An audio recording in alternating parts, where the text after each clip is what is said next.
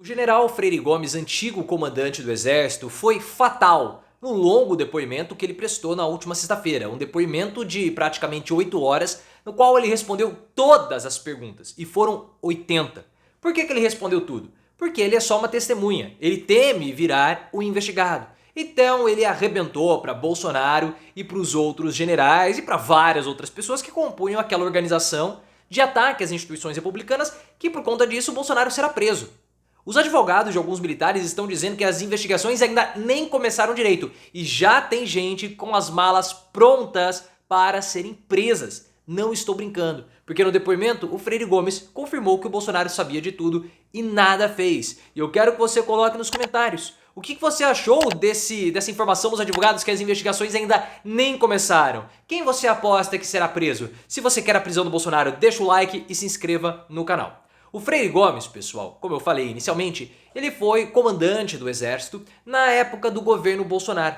E ele foi prestar esse longo depoimento na condição de testemunha por conta daquela reunião que o Mauro Cid falou que a minuta golpista para a intervenção no TSE foi apresentada ao Bolsonaro. O Bolsonaro estava reunido com os integrantes da alta cúpula das Forças Armadas e o almirante Almir Garnier colocou disponível as tropas da Marinha para o Bolsonaro, caso ele quisesse fazer qualquer coisa. Foi falado, na época, que o general Freire Gomes foi quem impediu que a minuta golpista de intervenção no TSE propagasse, ou fosse colocada em prática. Só que o Freire Gomes não deu voz de prisão a ninguém. E ele deveria ter dado voz de prisão. Porque era a função dele. Então ele pode ter prevaricado. O general Braga Neto falou que o Freire Gomes ele era um cagão, porque ele não quis aderir às estratagemas, às estratégias do Bolsonaro para depois da derrota para o Lula. E o Braga Neto forçava o Freire Gomes a aderir aos planos bolsonaristas, inclusive com pressões diretamente na família. Portanto, ele foi prestar o depoimento com toda essa pressão em torno dele, podendo até ser acusado de prevaricação. E a posição dele era muito delicada, porque ele foi o último a prestar depoimento praticamente. Nós vamos ter um novo depoimento do Mauro Cid para amarrar todas as pontas, mas ele foi o último. Então vários fatos foram apresentados na Super Quinta. Então não fazia sentido ele ficar quieto. E diferentemente do Braga Neto, que chamou o Freire Gomes de cagão, o Freire Gomes falou. Falou por praticamente 8 horas, o depoimento começou às 3 da tarde e terminou altas horas da noite. Foram feitas 80 perguntas, segundo o Ricardo Noblat do Metrópolis, e ele respondeu a todas elas falando o seguinte: sim, eu estive na reunião, sim, o Bolsonaro tomou conhecimento da minuta golpista porque foi apresentada essa minuta de intervenção no TSE naquela reunião, e o Bolsonaro, inclusive, mandou o Exército acolher os bolsonaristas que ficaram acampados no QG do Exército. E não houve nenhum tipo de ordem do Bolsonaro para que os bolsonaristas fossem dissipados, ou para que nós parássemos de acolher aqueles manifestantes. Inclusive, aquela carta, aquele documento apresentado à população do Exército defendendo o direito à manifestação foi apresentado pelo ministro da Defesa, o general Paulo Sérgio. Então esse depoimento do Freire Gomes, pessoal, foi muito esclarecedor. E nós só ficamos sabendo dessas duas informações. Outras perguntas mais sensíveis, por exemplo, por que ele não deu voz de prisão, a gente não sabe. Mas é algo que possivelmente foi perguntado. Porém, só por esses dois relatos que foram divulgados pela imprensa, já é fatal para o Bolsonaro. Já era fatal. Pelo seguinte, o Bolsonaro sempre disse que ele não tinha poder diante das mobilizações. Bolsonaro falava que as mobilizações elas eram autônomas, elas eram independentes. Tudo bem. Só que o relato do Freire Gomes mostra que o Bolsonaro mandou o exército acolher aquelas pessoas. Então o Bolsonaro poderia muito bem ter dissipado aquelas pessoas caso ele tivesse dado a ordem. Como aconteceu com o Lula.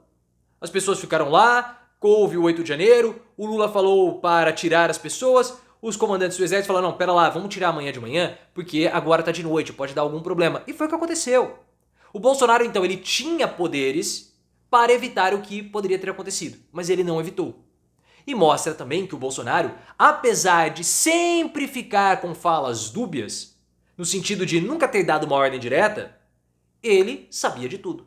Porque o Bolsonaro, naquela reunião que foi encontrada nos arquivos do Mauro Cid, ele falava, nós temos que fazer alguma coisa. O que é essa alguma coisa? É comprar voto? É fazer obra? É dar um golpe de Estado? É fazer bloqueio em rodovia? Pode ser qualquer coisa. Ele sempre era dúbio, ele nunca deu uma ordem direta, mas ele sabia de todo o funcionamento dessa organização que atacava as instituições republicanas. E o que ele fez para coibir o funcionamento dessa organização? Absolutamente nada. E aí ele fere a principal função do presidente da República, que é cuidar e zelar pelas instituições. Bolsonaro não fazia isso. Bolsonaro fazia o contrário. Ele atacava as instituições. Ele atacava o próprio povo. Ele atacava outras figuras da República. Então, na função de presidente, ele descumpriu a função básica. Pelo seguinte, quando houve a apresentação da minuta para fazer uma intervenção no TSE, qual deveria ser a função de Bolsonaro enquanto presidente da República? Rejeitar na hora. Não, vamos parar com isso. Não, cara, isso não pode ser feito. Isso aconteceu? Não. Bolsonaro não rejeitou. Bolsonaro queria que aquilo fosse tocado para frente. Por quê? Para dar um golpe de Estado com a minuta? Não. Bolsonaro queria quebrar sigilos telefônicos, telemáticos de comunicação do Alexandre de Moraes e de outras personalidades para encontrar alguma coisa que pudesse falar que havia um conluio do TSE com a campanha do Lula. E por que eu falo isso? Porque antes da apresentação da minuta, houve a tentativa de invasão nas contas do Alexandre de Moraes pelo Walter Delgatti.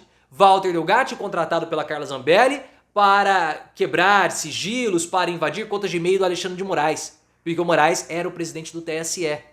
Houve até a invasão. Encontraram alguma coisa? Não encontraram absolutamente nada. Mas perceba que havia uma estrutura. E pelo fato de haver essa estrutura, Bolsonaro não será preso sozinho.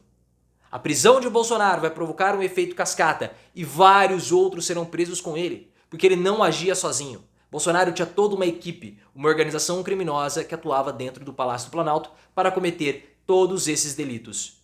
Por isso que, segundo informações da Malu Gaspar do O Globo, os advogados dos envolvidos estão dizendo o seguinte: as investigações nem começaram ainda.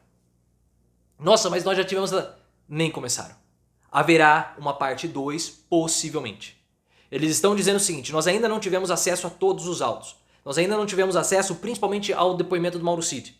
Isso significa que as investigações ainda estão ocorrendo. Mas mesmo a gente não tendo acesso a tudo, a gente sabe que vai dar problema. As prisões vão ocorrer. Por isso que já existe gente com as malas prontas, porque mais cedo ou mais tarde uma voz de prisão pode ser dada pelo Alexandre de Moraes. A única forma que os envolvidos no 8 de janeiro estão tentando lidar com uma falsa esperança é com um projeto de anistia. O projeto que Bolsonaro pediu no domingo na Avenida Paulista para os parlamentares e depois em uma entrevista à Rádio Oeste, que é uma rádio bolsonarista, uma revista bolsonarista, melhor dizendo, o Bolsonaro pediu também anistia ao Lula, pediu perdão ao Lula. Vamos passar uma borracha nisso? Ah, se a anistia viesse do governo federal, nossa, seria muito bom também. Ele quer anistia, ele quer estimular que haja algum projeto.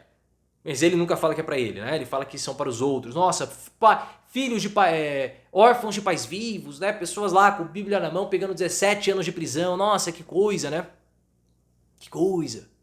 É interessante que eles falavam assim, pô, quando a esquerda defendia, falava lá dos presos, só porque é pobre, pode cometer crime, ele tá falando a mesma coisa, só porque tinha Bíblia na mão, pode ir lá depredar o patrimônio público. A questão é que esse projeto de anistia não vai passar. Ministros do STF já reagiram, já falaram o seguinte, segundo informações do O Globo, que não vai passar. O Legislativo pode aprovar, mas o STF vai derrubar.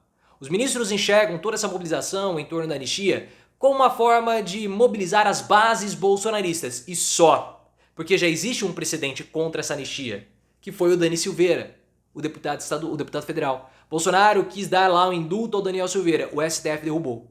O entendimento hoje é: não existe indulto, não existe graça, não existe anistia para quem ataca o Estado Democrático de Direito. Que foi o que todas essas figuras, que eram integrantes dessa organização criminosa, comandada por Bolsonaro, fizeram. Eles atacaram o Estado Democrático de Direito. Então, e a tese, né, que o Moraes está levantando para prender o Bolsonaro. Então já era. Eu vou fazer de um jeito que ela não vai esquecer. O que eles não vão esquecer. O Alexandre de Moraes vai cantar Charlie Brown Jr.